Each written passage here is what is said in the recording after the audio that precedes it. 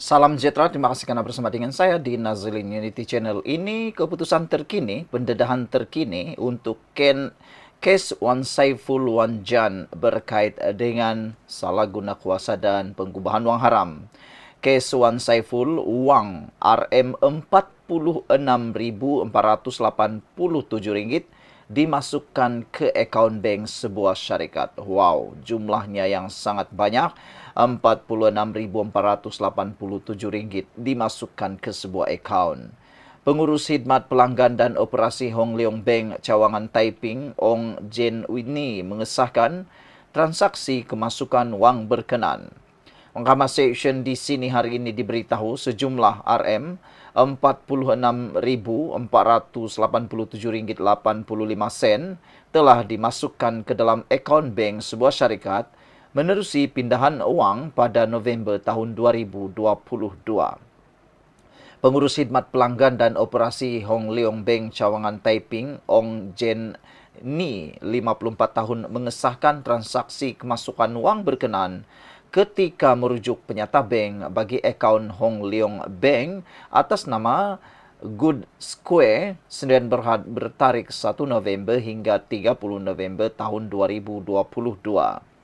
Merujuk kepada dokumen ini, saya sahkan terdapat transaksi kemasukan wang ke dalam akaun ini daripada bank berlainan iaitu 8 November tahun 2022 melalui pindaan wang daripada dengan butiran urus niaga CRADV Interbank Giro at KLMEIN Wan Saiful and Associate Sdn Bhd berjumlah Rp46.487,85 katanya. Saksi pendakwaan ke-18 itu berkata, demikian semasa pemeriksaan utama oleh Timbalan Pendakwa Raya Nur Diana Nur Azwa pada perbicaraan kes bekas Ketua Penerangan Bersatu Wan Saiful Wan Jan yang berhadapan 18 pertuduhan pengubahan wang haram dan 2 pertuduhan rasuah berhubung projek Jana Wibawa. Ong juga mengesahkan akaun bank itu dibuka di Hong Leong Bank Berhad Cawangan Taiping pada 16 Mei 2014 dan akaun itu hanya memerlukan satu daripada 2 penanda tangan. Kepada soalan Peguam Amir Hamzah Arsyad yang mewakili Wan Saiful sama ada terdapat arahan daripada pihak berkuasa untuk membekukan akaun bank berkenan, Ong menjawab tidak. Di soal Nur Diana, mengapa Pegawai Suruhanjaya Pencegahan Rasuah Malaysia SPRM hanya merujuk transaksi bertarikh 8 November tahun 2022 itu, saksi menjawab untuk siasatan. Sebelum ini, Wan Saiful didakwa memindahkan wang hasil daripada aktiviti haram berjumlah RM46.487,85 ke akaun bank Hong Leong Bank milik Good Square Sdn Bhd. Wan Saiful, 49 tahun, didakwa meminta suapan wang daripada Lian Tan Chuan sebagai dorongan untuk membantu Nepturi Sdn Bhd mendapatkan projek Central Spine Road serti ke persimpangan Lebuh Raya Pantai Timur daripada Kerajaan Malaysia secara prakelayakan bernilai 232 juta.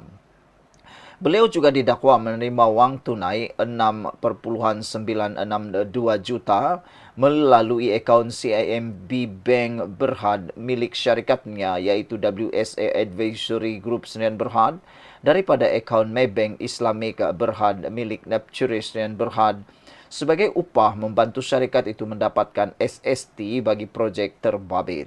Kedua-dua kesalahan itu didakwa dilakukan di Royal Lake Club, Taman Tasik Perdana.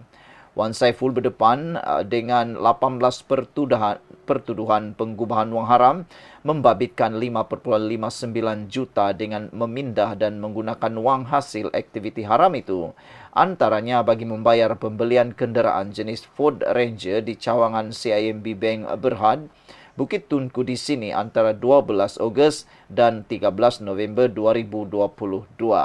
Sekian dulu, tinggalkan komen anda. Salam sejahtera. Baru-baru ini, Hamzah Zairuddin telah melawat Sabah dan membawa satu slogan yang baru, yaitu Kasih Bagus Sabah. Dalam lawatan itu juga ada satu ucapan yang kontroversi, yaitu ucapan mempaluikan. Perkataan palui telah digunakan. Namun demikian ianya menimbulkan sangat-sangat kontroversi yang besar. Tetapi kasih bagus Sabah menjadi satu igawan ngeri untuk parti bersatu apabila seorang pemimpin daripada GRS menemplak kasih bagus Sabah itu dengan jawapan, kasih bagus dulu parti kamu sebelum sibuk. Kasih bagus Sabah, Hamzah Zainuddin diberitahu. Selain itu, ada juga yang menyatakan bahwa mohon Hamzah Zainuddin kasih baik dulu negeri-negeri Perikatan Nasional di Semenanjung, baru bermimpi nak kasih bagus Sabah, kata netizen. Apa pula pendapat kamu semua? Sabah pun memang perlu kasih bagus, tapi bukan daripada Parti Malaya, kata beberapa netizen lagi. Sekarang ini sentimen menolak Parti Malaya sangat kuat. Sentimen menolak parti daripada Semenanjung Malaysia sangat kuat di Sabah. Sentimen parti lokal sangat kuat juga di Sabah sehingga timbul satu slogan yang dominan di Sabah, yang biasa didengar di Sabah, iaitu asal bukan Melayu atau asal bukan Malaya, iaitu ABM, asal bukan Malaya. Maksudnya, asal bukan parti daripada tanah Semenanjung Malaysia, barulah diundi. Itulah yang sekarang ini sentimen bermain di Sabah. Oleh sebab itu, sangat sensitif apabila parti daripada Semenanjung Malaysia, iaitu Parti Perikatan Nasional Bersatu, cuba mahu kasih bagus Sabah, sehingga mendapat jawapan yang sangat panas seperti ini. Kasih bagus dulu parti kamu sebelum sibuk kasih bagus Sabah, Hamzah diberitahu. Pemuda Gagasan Rakyat memberi peringatan kepada Timbalan Pengerusi Perikatan Nasional PN Datuk Seri Hamzah Zainuddin untuk memperbaiki kepimpinan dan urus takbir pihaknya dulu sebelum mengeluarkan kenyataan ingin mengubah kerajaan negeri ini. Pesan kami, kata beliau, kasih bagus dulu parti kamu sebelum sibuk. Kasih bagus Sabah, kata Naib Ketua Pemuda Gagasan Rakyat Azrul Ibrahim. Beliau berkata demikian merujuk kepada kenyataan Hamzah Zainuddin yang menyatakan rakyat Sabah perlu memilih PN, Perikatan Nasional, untuk mengubah kerajaan negeri yang diterajui Gabungan Rakyat Sabah GRS. Dalam satu kenyataan yang dimuat naik dan tular dalam laman media, beliau berkata Sabah menerusi kepimpinan GRS telah mencatat pelbagai pencapaian yang signifikan baik dalam kutipan hasil negeri, di mana selama 3 tahun berturut-turut mencatat rekod tertinggi dalam sejarah. Dalam tempoh 4 tahun ini juga pelbagai nikmat diperolehi rakyat baik dalam soal pendidikan, budi bakti bagus baik dan lain-lain. Pelaksanaan inisiatif untuk pelajar termasuk subsidi penerbangan sebanyak RM600 seorang pelajar Sabah di Semenanjung, Sarawak dan Labuan, subsidi pengangkutan sebanyak RM300 seorang pelajar Sabah dalam negeri dan banyak lagi.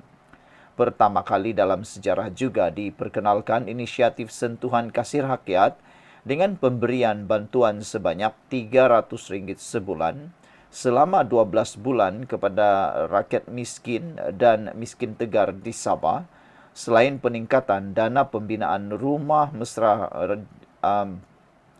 Mesra SMJ, projek kerajaan negeri bagi membolehkan golongan memerlukan memperoleh rumah secara percuma.